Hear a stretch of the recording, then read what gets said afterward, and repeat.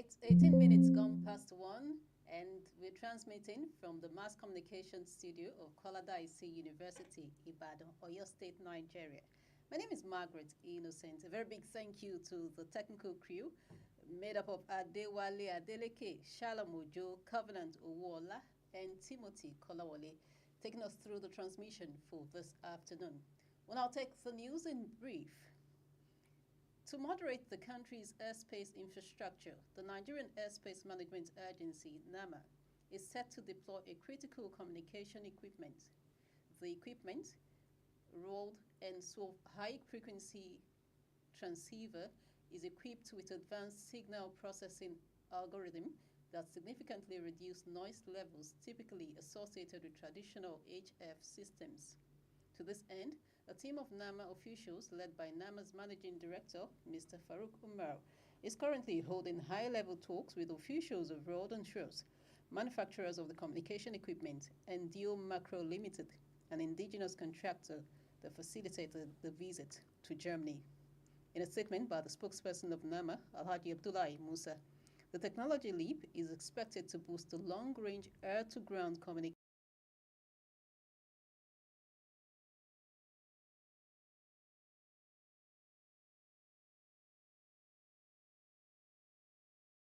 solution will ensure robust and reliable communication coverage over the Gulf of Guinea, extending far into the Atlantic Ocean.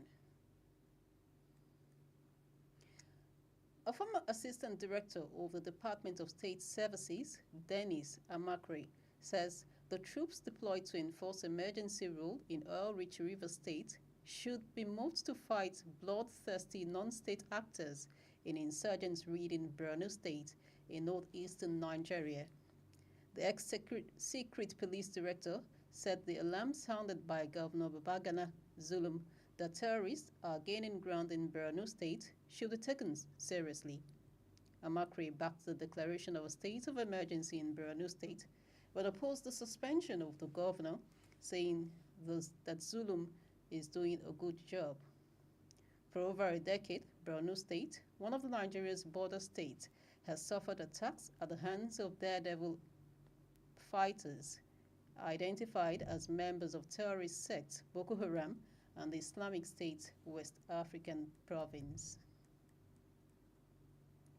Over now to the news from the foreign scene. At least 98 people have been killed and more than 150 injured after a roof collapsed at a nightclub in the Dominican Republic's capital, Santo Domingo.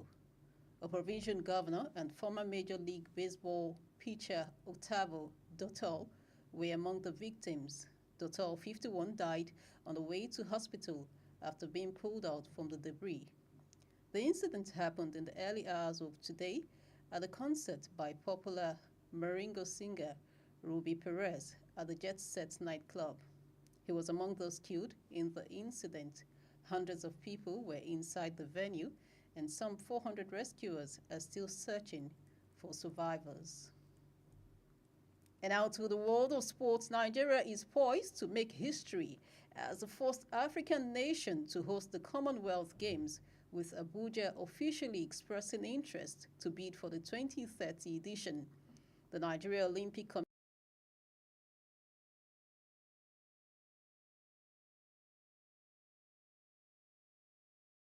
2025 deadline. This announcement came after an executive committee meeting held on April 3 this year in Abuja. However, Nigeria can only move forward with a formal bid if the federal government supports the project. And that's the news in brief on this frequency. We're broadcasting from the Mass Communication Studio in Koladaisi University. And here in Koladaisi University, we have the Koladaisi University Students Representative Council set to present an anti-peer pressure conference tagged Media versus Peer Pressure, who really calls the shot. The program is coming up on Friday this week, and it promises to be educating and full of information for all students and participating schools from across the state or your state and beyond Oyo State. It promises to not only educate the students and also adults or non-students that will be part of that program. I wouldn't say it all because we have the president of the Students Representative Council with us here. His name is Samuel Adegbite, who will tell us more about the program that will be coming up on this campus, Koladaisi University, on Friday. Samuel Adegbite, welcome to our studio. What's the story? What are we expecting on Friday? Okay, thank you for having me here this afternoon. And pressure is real, I must say. And that's what's brought about the idea of the anti-peer pressure. Samuel Adegbite, there is this thing called pressure on the streets. What is it, that street pressure?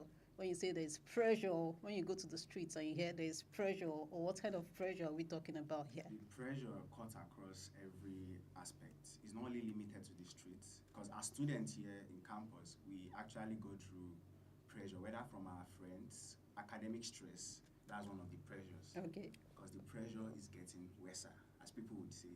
So that's why we've come up with this anti-peer pressure conference.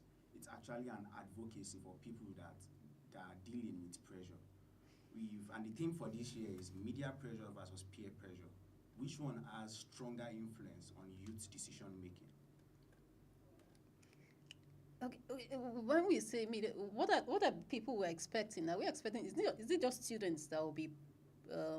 Let's say I'm presuming there's going to be a panel show where a group of panel will stay at the front seat of your auditorium and talk about pressure. Is this just students that will be doing that, Not or just non-students? not just students, non-student as well. We have lecturers on campus that will be speaking and as well be on the panel session, and we Okay. have invited speakers to come speak on the topic. We have people that have actually gone through pressure, so they are coming to share their real life story, how they navigated through and overcame pressure. Can you tell us one of the speakers that we should look forward to? One of the speakers you should look forward to is Dr. Yemi Adegbite. She was born in Jos Plateau, and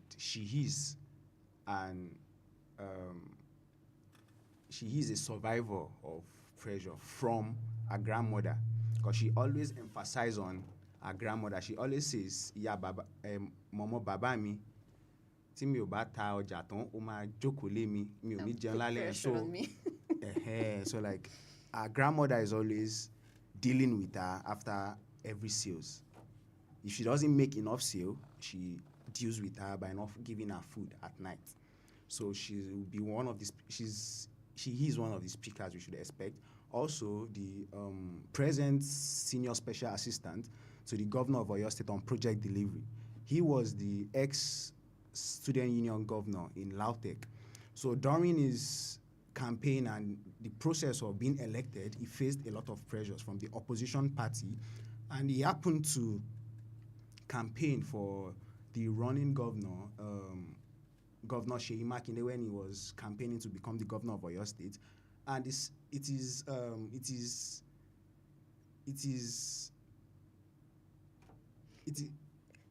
Now, I'm going to have to interrupt you.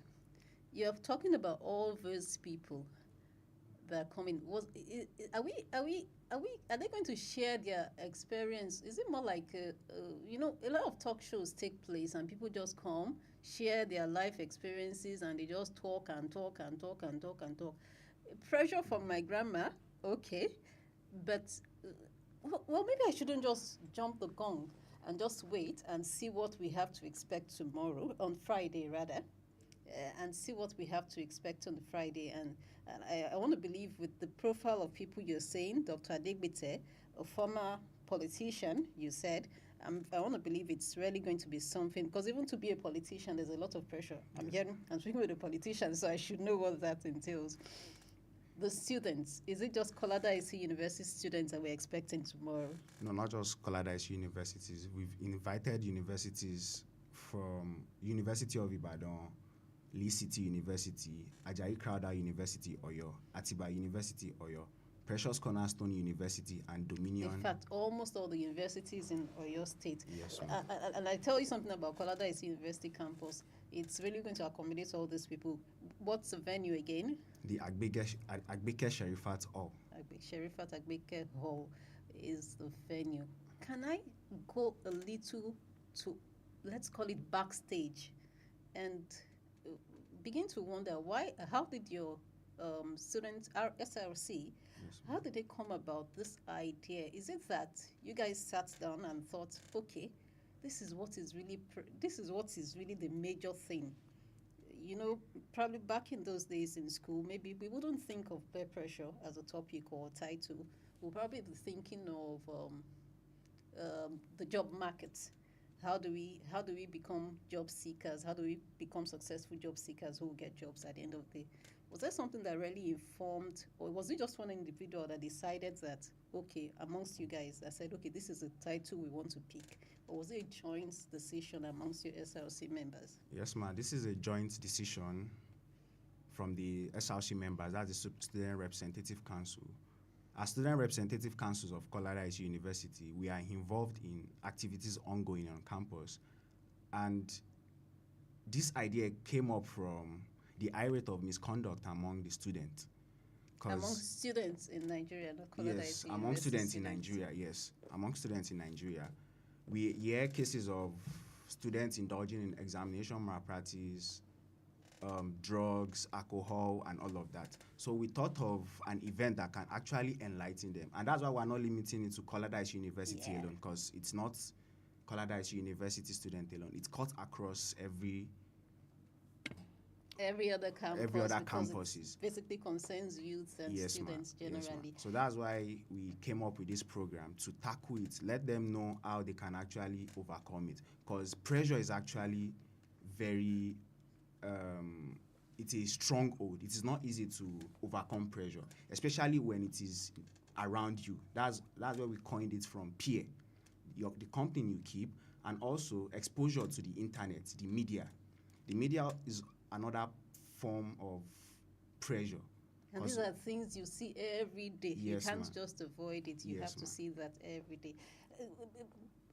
I, I, I am preempting, but you will allow me.